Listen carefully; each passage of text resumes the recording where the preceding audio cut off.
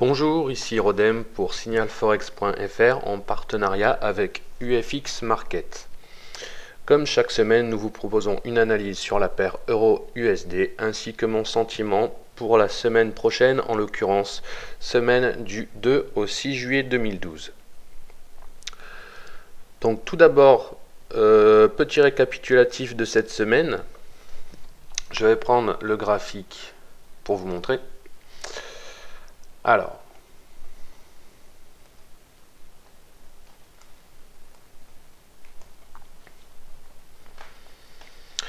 donc on est dans une tendance toujours baissière. Donc nous avions cassé le canal haussier à la baisse ici pour venir se poser sur les 1,25-23 environ en clôture hebdomadaire la semaine dernière. J'avais donc un sentiment baissier que je vous avais fait part dans la précédente analyse et je vous avais donc proposé une position short en swing à la cassure du support des 1,25-30 avec un objectif 1 à 24,40, puis 6 cassures d'un 24,40, objectif 2 au plus bas aux alentours de 1,23. Alors je vais faire un petit zoom. Donc effectivement, on a eu notre cassure à la baisse des 1,25-30. Certains sont peut-être rentrés donc ici en short. On voit bien qu'on a eu notre support à 24,40 qui a bien joué son rôle. Et donc, on a rebondi sur les 1,24,40. Donc notre objectif 2 a été invalidé.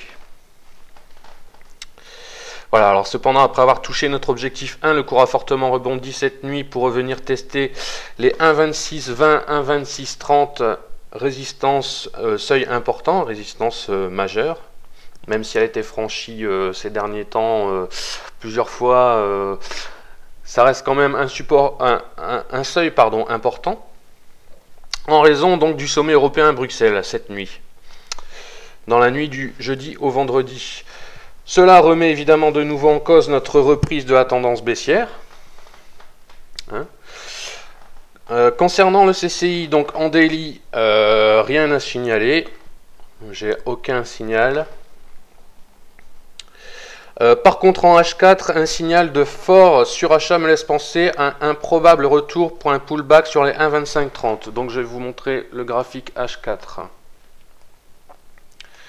Donc ici, au niveau du CCI, comme je vous dis, j'ai un signal de fort surachat qui nous laisse penser qu'on peut revenir. Donc on est venu taper notre résistance 1,2620, 1,2630, puis cela peut laisser supposer qu'on peut avoir un retour donc sur le support 1,2530.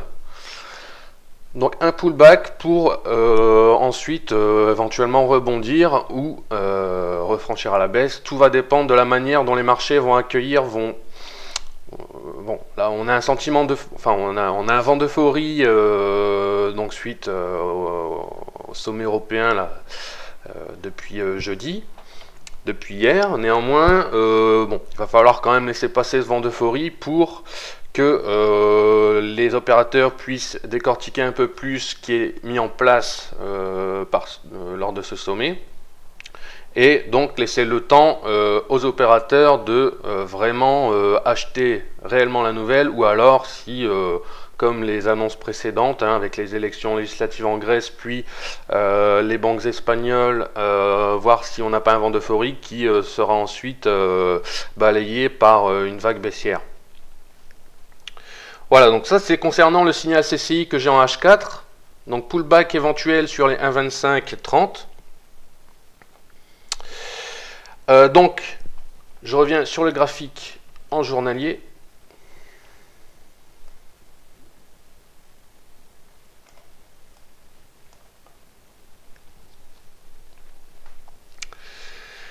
Donc les plus prudents attendront quand même lundi, mardi que l'euphorie soit passée pour y voir plus clair, et attendront donc, comme je vous ai dit, que les marchés soit vendent ou achètent pour de bon, donc ce qui est mis en place en ce moment concernant l'Europe. Pour la semaine prochaine, je conseille justement de rester observateur dans un premier temps. Donc nous avons éventuellement une oblique descendante qui s'est formée, qui correspond au 1,2620, 1,2630 ici où l'on est actuellement. Donc depuis les 1,3280, on avait cassé précédemment les 1,30, on avait eu cette tendance baissière. Et donc on a éventuellement, je dis bien éventuellement, une oblique baissière, éventuellement un canal baissier qui peut être en train de se former. Donc il va falloir rester vigilant à ce seuil des 1,2620, 1,2630. Si nous franchissons ce seuil à la hausse, on aura pour objectif 1,2665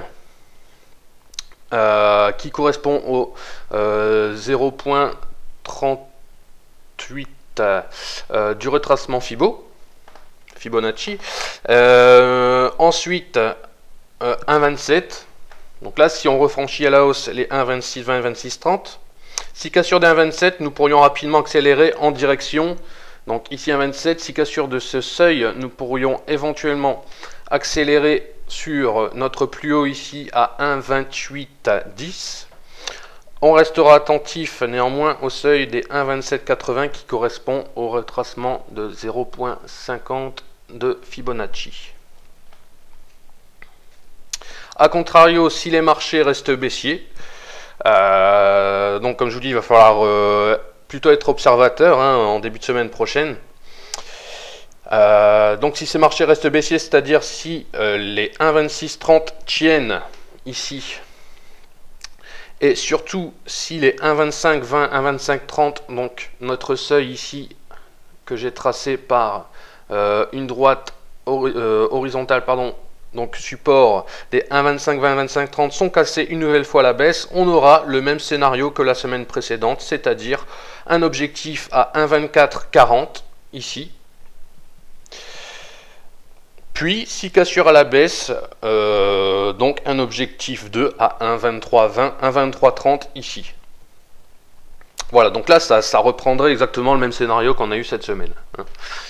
Donc, en conclusion, restez peut-être, comme je vous ai dit, et je vous le répète, observateur dans un premier temps, voir comment vont réagir réellement les marchés, parce que ici, depuis hier, depuis cette nuit, on a, comme d'habitude, une vague d'euphorie avec des annonces qui interviennent ici, un peu comme...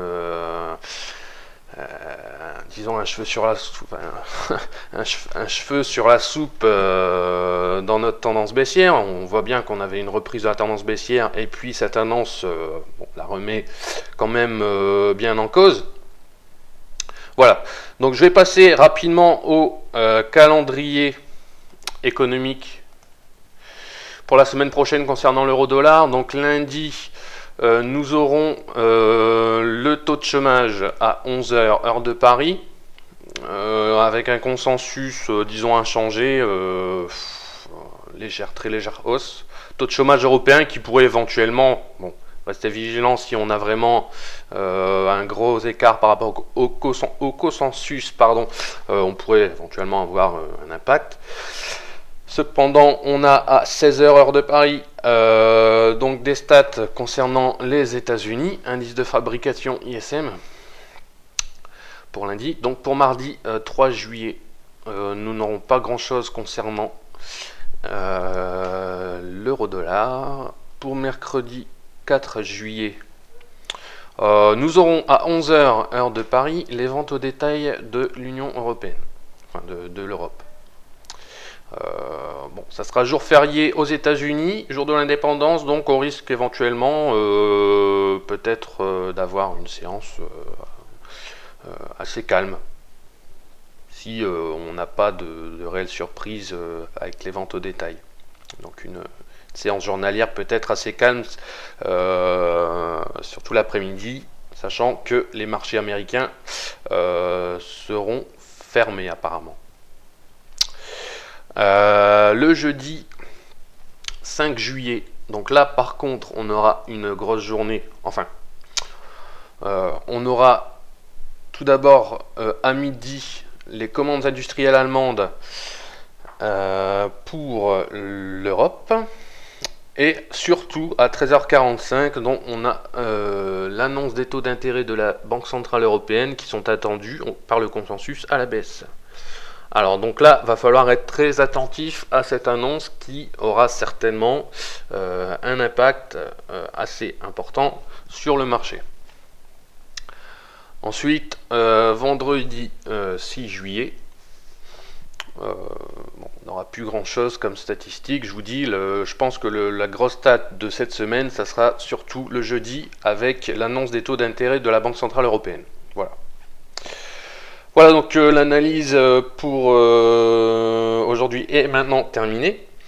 Je vous invite une nouvelle fois à venir débattre sur notre site signalforex.fr, partager vos analyses, etc. Voilà, donc je vous souhaite à tous un excellent week-end, de bons trades. Au revoir.